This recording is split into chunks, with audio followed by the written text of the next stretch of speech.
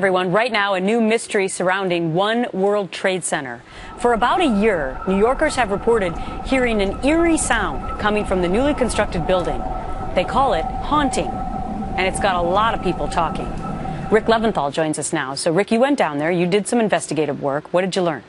Well, there's clearly a noise. It's not clear exactly where it's coming from. It's been dubbed the wailing World Trade Center. If the wind is blowing hard enough from a particular direction, it can create a sound that some are calling eerie, haunting, even moaning. The whistling was first reported by the Tribeca citizen on the day after Thanksgiving. A man who lives a couple blocks from the almost completed One World Trade Tower wrote a local paper and said he first heard the sound during Hurricane Sandy last year and assumed it would be eliminated when the building's framework was finished and the windows installed. Well, then last week in the middle of the night, the neighbor says the tower began whistling again with a slightly different two-toned cry, calling it unmistakable and very chilling. So here it is, and you can judge for yourself.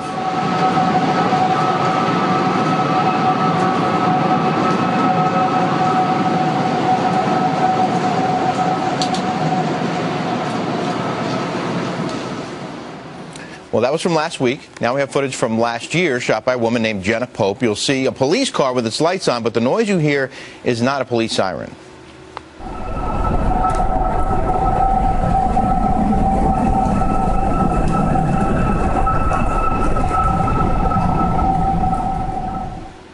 It's pretty cool, right? I mean, well, it's very eerie. It is. And people are, of course, thinking about all the lives lost there, the more than 3,000 people.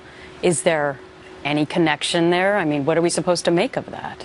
Well, we reached out to the Port Authority of New York and New Jersey, which owns and operates the tower, and a spokesman there tells me they're aware of the sound. The construction workers have heard it too, but there's no confirmation that the sound is coming from the tower itself. There are numerous buildings on the 16-acre site.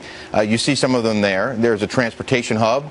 Most of these buildings still under construction, and there's a lot of equipment down there, and there are still some open windows in some of the buildings, including One World Trade.